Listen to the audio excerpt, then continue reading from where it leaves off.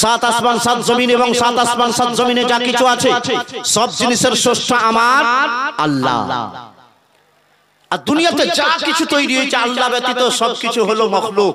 আর মখলুকের মধ্যে আল্লাহ তাআলা সর্বশ্রেষ্ঠ যাকে করেছেন তিনি হলেন আমার আপনার সারা জগতের যিনি নবী, যিনাকে বলা হয় নবীদের নবী, পয়গম্বরে আদম, বিশ্বনেতা, বিশ্বনবী, বিশ্বগুরু, কলকি অবতার, আমেনার লাল, মরুর দুলাল, আহমদ মুখতার, জনাবে মুহাম্মদুর রাসূলুল্লাহ সাল্লাল্লাহু তাআলা আলাইহি ওয়াসাল্লাম। এই নবীর তাজিম কোরআন পাকের মধ্যে আল্লাহ তাআলা কেমন শিখিয়েছেন দেখুন। প্রত্যেকটা ব্যক্তির একটা উপাধি হয়, আর সেই সম্মানীয় ব্যক্তিকে তার উপাধি ধরে ডাকি। ইমাম সাহেবকে ইমাম সাহেব বলে ডাকি, উকিল সাহেবকে উকিল সাহেব বলে ডাকি, কিন্তু উকিল সাহেবের একটা নাম আছে। স্কুলে আপনার ছেলেটাকে যে পড়ায় তাকে আমরা মাস্টার মশাই বলি, কিন্তু তার একটা নাম আছে।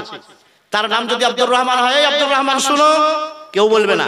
কি বলবে? মাস্টার মশাই। একটু শুনেন, বড় সম্মানীয় শব্দ দিয়ে ডাকবে তাকে। এবারে আসুন কোরআনে পাক আমার নবীর তাজিম কেমন শিক্ষা দেয় দেখুন। আল্লাহু আকবার, আল্লাহু আকবার। কোরআনে মুকদ্দাসের মধ্যে আল্লাহ তাআলা যখন আদম নবীকে ডাকছেন তো বলছেন ইয়া আদম, অর্থাৎ আদম নবীর নাম ধরে ডাকছেন। মুসা নবীকে ডাকছেন তো বলছেন ইয়া মুসা, মুসা নবীর নাম ধরে ডাকছেন। ইব্রাহিম নবীকে আল্লাহ তাআলা ইয়া ইব্রাহিম বলে ইব্রাহিম নবীর নাম ধরে ডাকছেন। ইহইয়া নবীকে আল্লাহ তাআলা ইয়া ইয়াহইয়া খুযুল কিতাব বলে ইহইয়া নবীর নাম ধরে ডাকছেন। আল্লাহ তাআলা নূহ নবীকে তার নাম ধরে ডাকছেন। আল্লাহ তাআলা শীষ পয়গম্বরকে তার নাম ধরে ডাকছেন। আল্লাহ তাআলা ইদ্রিস নবীকে তার নাম ধরে ডাকছেন। আল্লাহ তাআলা খলিলুল্লাহকে তার নাম ধরে ডাকছেন। আল্লাহ তাআলা জাবিহুল্লাহকে তার নাম ধরে ডাকছেন। আল্লাহ তাআলা কালিমুল্লাহকে তার নাম ধরে ডাকছেন। আল্লাহ তাআলা ঈসা নবীকে তার নাম ধরে ডাকছেন। আল্লাহ তাআলা ইদ্রিস পয়গম্বরকে তার নাম ধরে ডাকছেন। আল্লাহ তাআলা ইউসুফ নবীকে তার নাম ধরে ডাকছেন। আল্লাহ তাআলা ইয়াকুব নবীকে তার নাম ধরে ডাকছেন। অর্থাৎ প্রত্যেকটা নবীকে আল্লাহ তাআলা তার নাম ধরে সম্বোধন করছেন, কিন্তু প্রত্যেকটা নবীর একটা করে উপাধিও আছে। আদম আলাইহিস সালামের উম্মতের কালেমা ছিল লা ইলাহা ইল্লাল্লাহ, আদম খলিফাতুল্লাহ। তো আদম নবী আবুল বশর, সমস্ত মানব জগতের তিনি বাপ। আদমে সানি বলা হয় নূহ নবীকে, নূহ নজিবুল্লাহ, তার একটা উপাধি আছে।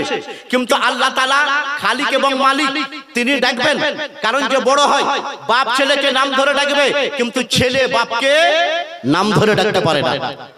পারবে? পারে না। আল্লাহ স্রষ্টা, নবীকে নাম ধরে ডাকবেন, এ কোনো বেয়াদবি নয়। তাই আমার আল্লাহ আদম নবী থেকে নিয়ে ঈসা নবী পর্যন্ত অনেক নবীকে কোরআন পাকের মধ্যে তার নাম ধরে ডাকছেন, কিন্তু আমার হাবিবকে, আমার রাসূল পাককে আমার আল্লাহ যখন সম্বোধন করতে চাইছেন, আদম নবীকে তার নাম ধরে ডাকলেন, নূহ নবীকে তার নাম ধরে ডাকলেন, ঈসা নবীকে তার নাম ধরে ডাকলেন, মুসা নবীকে তার নাম ধরে ডাকলেন, ইব্রাহিম নবীকে তার নাম ধরে ডাকলেন। অন্যান্য পয়গম্বরকে আমার আল্লাহ তার নাম ধরে ডাকলেন, কিন্তু আমার মুস্তাফাকে, আমার রাসূলুল্লাহকে আমার আল্লাহ যখন ডাকতে চাইছেন তখন ইয়া মুহাম্মদ বলে আমার নবীর নাম ধরে ডাকছেন না, বরং আমার আল্লাহ বলছেন ইয়া আইয়ুহান নবী, ইয়া আইয়ুহার রাসূল, ইয়া আইয়ুহাল মুজাম্মিল, ইয়া আইয়ুহাল মুদাসসির। কখনো আমার আল্লাহ আমার নবীকে ইয়াসিন বলে ডাকছেন, আর কখনো বা আমার আল্লাহ নবীর উপাধি তাহা বলে আমার নবীকে ডাকছে। আল্লাহু আকবার, আল্লাহু আকবার, ইয়া রাসূলুল্লাহ জিন্দাবাদ, জিন্দাবাদ। ব্রাদার আলহামদুলিল্লাহ ইসলাম, তাহলে জানতে পারলাম যে আমার আল্লাহ আমার নবীকে কত ভালোবাসেন।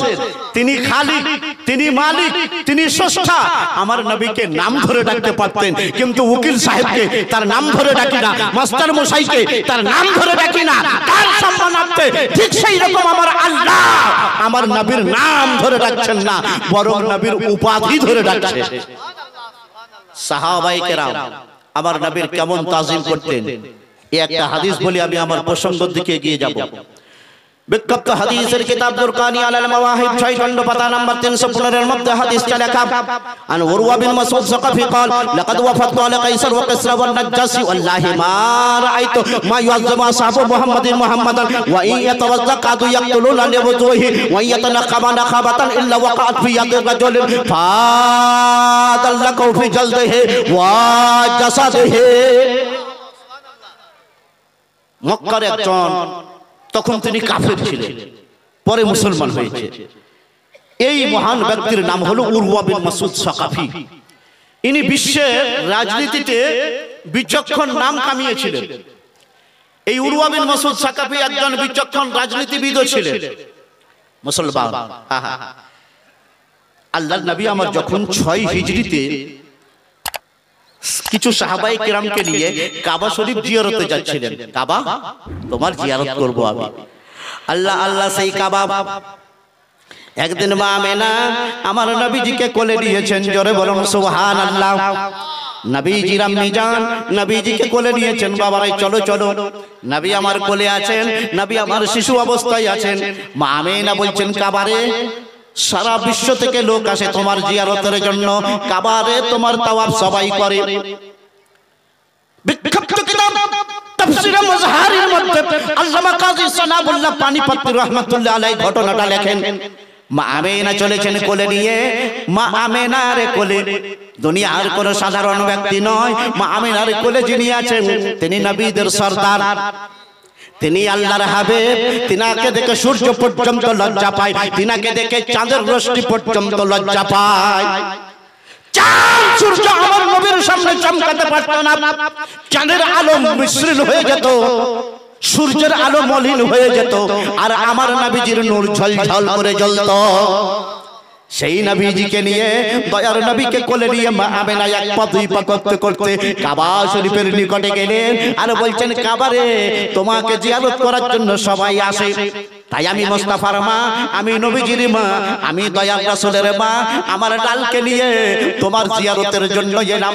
ইচ্ছা করলেন কাবার তাওয়াফ করব, কাবা থেকে আওয়াজ আসছে, মা আমেনা না না না, তোমার কোলে যে সন্তান আছে, তোমার কোলের ভিতরে যে শিশু আছে, ওই শিশুটা সাধারণ কেউ নয়, ওনার পরিচয় হলো এটাই, উনি হলেন আল্লাহর মাহবুব, উনি হলেন আল্লাহর হাবিব।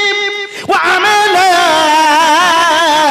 সারা জগতে প্রত্যেকটা জিনিস আল্লাহ জোড়া জোড়া বানিয়েছেন, কিন্তু মা আমেনা গো তোমার ওই লালের আল্লাহ কোন জোড়া বানান না। হাদিস পাকের মধ্যে স্বয়ং নবী নিজে বলেছেন, কিতাবুস সালাহ মিশকা শরীফ, তার মধ্যে একটা হাদিস লেখা, হাদিস নম্বর 936 এর মধ্যে হাদিসটা আছে। আব্দুল্লাহ ইবনে ওমর এসে নবীকে দেখছেন যে নবী আমার বসে বসে নফল নামাজ পড়ছেন। নামাজ পড়া শেষ হয়ে গেল, আব্দুল্লাহ ইবনে ওমর বলছে, ইয়া রাসূলুল্লাহ, আপনি তো বলেন যে নফল নামাজ কেউ যদি বসে পড়ে আর কেউ যদি দাঁড়িয়ে পড়ে, তো যে দাঁড়িয়ে পড়লো সে পূর্ণ নেকি পেল, আর যে নফল নামাজ বসে পড়লো সে অর্ধেক নেকি পেল, তো আপনি বলেন আবার আপনি নিজে বসে বসে নামাজ পড়ছেন? আল্লাহর নবী আমার তখন বলেন, ওয়ালাকিন লাস্তু কা আহাদিম মিনকুম, ওরে আমার সাহাবা আব্দুল্লাহ ইবনে ওমর শুনে নাও, দুনিয়ার এক জিনিস আর এক জিনিসের মতো হতে পারে, কিন্তু আমি আমিনার লাল, আমি আল্লাহর হাবিব, আমি আরশে মুআল্লায় গেছি, আজ পর্যন্ত আরশে ইলাহি যাওয়া কারো ক্ষমতা ছিল না। अर्श पे जाना रब से मिलना सबकी बस की बात नहीं, सबके बस की बात नहीं। अर्श पे जाना रब से मिलना ये मेरे नबी की शान है, ये मेरे नबी की शान है। আরশে আযম বলেছিলেন, আল্লাহ গো তোমার নবীর চরণ ধুলিটা আমি নিতে চাই। সাত আসমান বলেছিল, ওগো আল্লাহ তোমার নবীর চরণ ধুলি মদিনাতুল মুনাওয়ারা পেয়েছে, তোমার নবীর চরণ ধুলি মক্কা ভূমি পেয়েছে, তোমার নবীর চরণ ধুলি জমিন পেয়ে গেছে। আল্লাহ গো আমি আসমান লালাইতো একটা রাতের জন্য, তোমার নবীকে নিয়ে এসো, আর তোমার নবীর চরণ ধুলিতে আমি আসমান আমাকে তুমি ধন্য বানিয়ে দাও। আরশে আযমের দোয়া আল্লাহ কবুল করলেন, আর আসমানের দোয়া আল্লাহ কবুল করলেন, আর বললেন মিরাজ শরীফের রাত, ওই রাতে আমার হাবিবকে আমি আল্লাহ জান্নাতি পানি দিয়ে গোসল দিয়াবো, আর জান্নাতি পোশাক আমি আল্লাহ পরাবো। নবীজিকে মিরাজ শরীফের রাতে যে পাক মোবারক আর জুব্বা মোবারক পরানো হয়েছিল, মোল্লা মঈন ওয়াইজ কাশিফি রাহমাতুল্লাহ আলাইহি নিজের সুপ্রসিদ্ধ ফারসি ভাষায় লেখা কিতাবটার নাম মুআরিজুন নবুওয়াত, তার মধ্যে লেখে, ও বিশ্ববাসী শোনো শোনো, আমার আল্লাহ মিরাজ শরীফের রাতে, যে রাতে আল্লাহ নিজের হাবিবকে দিদার দিবেন, সেই রাতে যে পাক মোবারক পরিয়েছিলেন আর যে জুব্বা মোবারক পরিয়েছিলেন, আল্লাহ তাআলা জিবরাইলকে বলেন, জিবরাইল আদম নবীকে তৈরি করো 70 বছর আগে, আদম নবীকে তৈরি করার 70,000 বছর আগে এই পোশাকটা বানিয়ে দাও।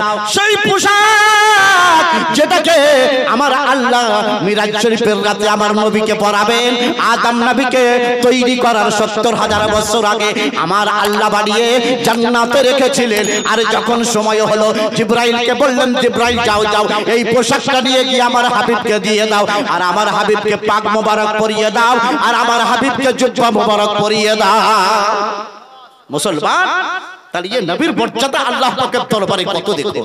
ও মুসলমান, সেই দয়ার নবী আমার, দয়ার রাসূল আমার কি বললেন, ওরে আমার সাহাবা, এটা তো তোমাদের জন্য, পারলে নফল নামাজ তোমরা দাঁড়িয়ে পড়ো, পারলে নফল নামাজ দাঁড়িয়ে পড়ো, কিন্তু না পারলে বসে পড়ো। কিন্তু বসে পড়লে অর্ধেক নেকি, এশার 2 রাকাত নফল পড়লেন যদি আপনি 10টা নেকি পেতেন, দাঁড়িয়ে পড়লে বসে পড়লে পাবেন 5 নেকি। দয়ার নবী বলেন, এটা তো তোমাদের জন্য, আইন তোমাদের জন্য হয়েছে, আর আমি মুস্তাফা আইনের ঊর্ধ্বে। দয়ার নবী আমার বলেন, মুসলিম শরীফের মধ্যেও হাদিসটা আছে আর মিশকাত শরীফেও হাদিসটা বর্ণনা হয়েছে। নবী বলেন, ওরে আমার সাহাবা শোনো শোনো, আমি তোমাদের কারো মতো নয়। জামানা দিওয়ানা ও গো মায়া মেনা, তোমার লালের নে তুলনা, মা গো তোমার লালের নে তুলনা তুলনা। সাহাবারা নবীজির কত তাজিম করেছেন, কাবা আমার নবীর কত তাজিম করেন। দেখুন কাবা থেকে আওয়াজ আসছে, বিবি আমেনা তুমি যে শিশুটাকে এনেছো, মা আমেনা গো এই শিশু দুনিয়ার সাধারণ অন্য শিশুর মতো নয়, এই শিশুর সাথে কারো তুলনা করা যাবে না। এই শিশুকে দেখে চন্দ্র পর্যন্ত লজ্জা পায়, এই শিশুকে দেখে সূর্য লজ্জা পায়, এই শিশুর চরণ ধুলে দেবার জন্য আসমান লালায়িত, এই শিশুর চরণ ধুলে দেবার জন্য আর সে আজম আল্লাহর কাছে দোয়া চাই, এই শিশুর চরণ ধুলে দেবার জন্য আল্লাহর 8টি জান্নাত পর্যন্ত দোয়া করে। আমেনা গো এই শিশুর সাথে কারো তুলনা করা যায় না। সারা জগতের লোক আসে আমি কাবা আমার তাওয়াফ করার জন্য, আর আমি তোমার যে কোলে শিশু আছে আমি লালায়িত তোমার ওই শিশুর তাওয়াফ করার জন্য। মা আমেনা বলেন, আমি কি আশ্চর্য ঘটনা দেখলাম, আমি কোলে নিয়ে গিয়ে কাবা শরীফের সামনে হাজির হয়েছে, মনে মনে করছিলাম কাবার তাওয়াফ করব। চতুর্দিকে ঘোরার নাম তাওয়াফ, এই যে এইভাবে ঘুরছে এটা তাওয়াফ, বুঝতে পেরেছেন? এই ঘোরার নাম তাওয়াফ। মা আমেনা বলেন, আমি দাঁড়িয়ে গেলাম আর কাবা আমার শিশুর চতুর্দিকে 1 তাওয়াফ 2 তাওয়াফ এইভাবে 7 বার তাওয়াফ করে নিল। আর কাবা বলতে লাগলো, আমেনা গো সারা জগতের লোকেরা আমার দিকে মুখ করে নামাজ পড়বে, আমি সারা জগতের লোকের কাবাকে বেলা, আর আমার কাবা হলেন তোমার কোলে যে শিশু আছেন নবী মুস্তাফা। এই জন্য তো আমার আলা হযরত ইশক মোহাব্বতের কলম দিয়ে লিখছেন, হাজি आओ शहंशाह का रौजा देखो, काबा तो देख चुके हो, काबे का काबा देखो। কাবার কাবা হলে আমার নবী। তাই নবীজি যখন কোলে মায়ের কোলে গেছেন কাবা দেখতে, কাবা আর থাকতে পারলেন না, কাবা আবার নবীজিকে তাওয়াফ করতে আরম্ভ করলো। সেই নবীর তাজিম এবং সম্মান উরওয়া বিন মাসউদ সাকাফি তিনি কেমন সাহাবারা করে সেটা গিয়ে মক্কার কাফেরদেরকে বলছেন। রাসূল পাক হুদায়বিয়ার ময়দান পর্যন্ত পৌঁছে গেলেন, কিছু সাহাবাকে নিয়ে কাবা শরীফ জিয়ারতে যাবেন। মক্কার কাফেররা খবর পেল ওই নবীকে মক্কা শরীফে প্রবেশ করতে দেওয়া হবে না, কেননা ওই নবীকে আমরা এই মক্কা থেকে তাড়িয়েছি, মক্কায় থাকতে দিইনি।